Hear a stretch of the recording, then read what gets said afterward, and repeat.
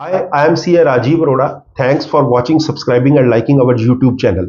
In today's video, I am going to discuss about the advance tax and its implication.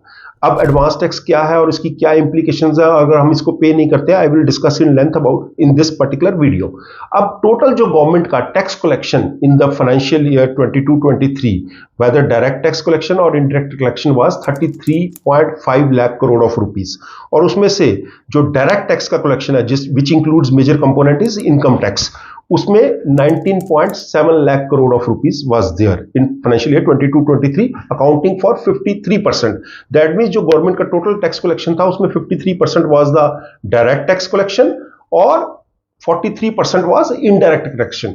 Direct tax collection हम उसको कहते हैं जहां as a assessee you are paying directly to the government, और indirect tax वो होते हैं जैसे जीएसटी हो गया, कस्टम्स हो गया, जहां यू पे the taxes which is charged by the vendors or manufacturers, indirectly you are contributing to the economy.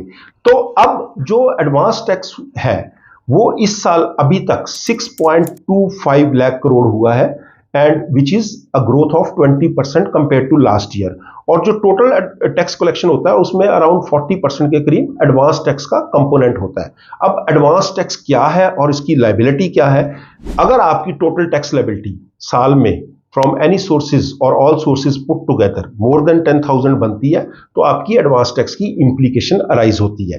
It means कि गवर्नमेंट आपको कहती है कि आप अगर 10,000 से ऊपर आपके साल में टैक्स की लायबिलिटी बनती है तो आप एक ही शॉट में टैक्स को मत पे करिए, आप हमें स्टैगर्ड वे में टैक्स की पेमेंट करिए ताकि गवर्नमेंट को भी रेवेन्यू, टाइमली रेवेन्यू मिल सके. तो एडवांस टैक्स की 4 डेटें होती है for individual as well as a corporate. तो फर्स्ट डेट इज 15 जून, जिसमें आपको अपना 15% तक का एडवांस टैक्स जमा कराना है. मान लीजिए आपका 1 लाख रुपए की टैक्स की लायबिलिटी बनती है तो दैट मींस वो 10,000 से ज्यादा है तो आप पे एडवांस टैक्स की इंप्लीकेशन आएगी. तो 1 लाख का 15%, 15,000 रुपए आपको 15 जून तक जमा करवाने हैं in the shape of advance tax. अब 15 सितंबर तक आपको 45% of the total tax liability which will become due. तो दैट मीन्स कि 45,000 रुपए आपको जमा करवाने हैं बाय 15 सितंबर, और 15 दिसंबर तक आपको करवाने हैं 75%, और 15 मार्च तक आपको पूरी की पूरी लायबिलिटी पे करनी है. अब बहुत सारे लोगों के मन में एक क्वेश्चन राइज होता है कि क्या होगा अगर मैं एडवांस टैक्स ना जमा कराऊं. तो इसमें 2 कंपोनेंट्स है. एक तो होते हैं सैलरीड अर्नर पर्संस. अब सैलरीड अर्नर पर्संस के क्या होता है कि जो भी उनकी सैलरी पे होती है उस पे ये एम्प्लॉयर की रिस्पॉन्सिबिलिटी है कि वो टाइमली उसका टीडीएस काट ले और वो जमा करवाए. लेकिन उसमें एज ए एम्प्लॉय में आपकी रिस्पॉन्सिबिलिटी है कि आपकी अगर सैलरी के अलावा अदर सोर्सेज से इनकम है तो आप अपने एम्प्लॉयर को उसको डिस्क्लोज करिए. तो एम्प्लॉयर क्या करेगा कि जितनी आपकी सैलरी की इनकम है और जितनी आपकी अदर सोर्सेज से पुट टुगेदर इनकम है उसको प्रॉपर इनकम को कैलकुलेट करेगा, और उस पर जो भी डिडक्शंस आपको ओल्ड स्कीम में देनी है, अगर न्यू स्कीम में है तो कोई डिडक्शन नहीं, अगर ओल्ड स्कीम में है तो आपको डिडक्शंस देगा, और टैक्स की लायबिलिटी को बनाएगा पूरे साल की और उसको डिवाइडेड बाय 12 करके हर महीने आपकी सैलरी में से काट लेगा. लेकिन अब बहुत सारे लोगों के मन में एक क्वेश्चन अराइज होता है कि मेरे तो एम्प्लॉयर ने सैलरी पे सब काट लिया और जब वो रिटर्न भरने जाते हैं तो उनकी टैक्स लायबिलिटी एक्स्ट्रा होती है. वो एक्स्ट्रा इसलिए होती है कि उनको डिविडेंड मिला होता है, उनको हाउस प्रॉपर्टी से इनकम आई होती है, उनको इंटरेस्ट की इनकम आई होती है जो अपने एम्प्लॉयर को डिस्क्लोज नहीं करते हैं. तो वो इनकम जो है वो भी आपको अपनी रिटर्न में डिस्क्लोज करनी है.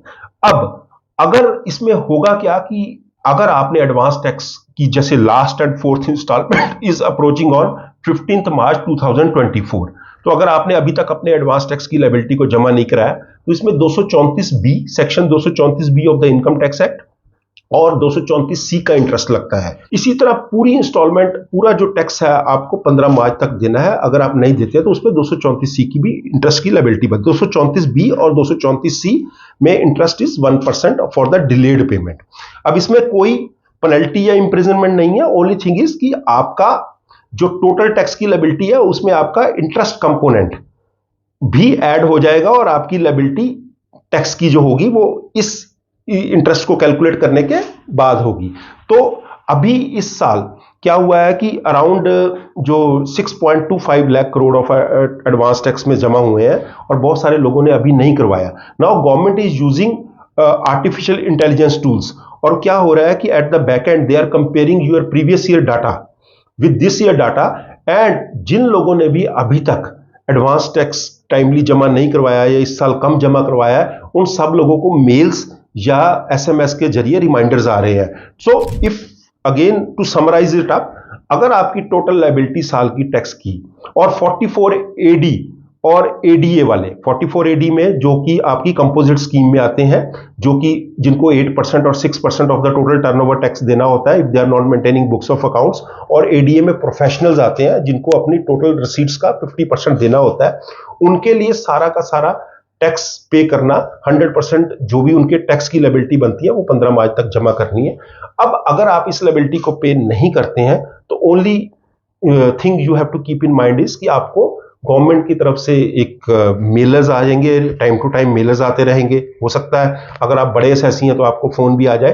तो at least to avoid all this things and to avoid delay payment of interest, you should pay your advance tax. और 15 मार्च इज अप्रोचिंग फास्ट, और आप अपने एडवांस टैक्स की लायबिलिटी को कैलकुलेट करिए, और अगर आपकी टैक्स की लायबिलिटी बनती है तो will advise to pay it off and calculate the liability for all sources put together. Still, if you have any query, any doubt, any issue, my number which is given in the video, you can always approach me and clarify your doubts. Thanks for watching this video. Thank you.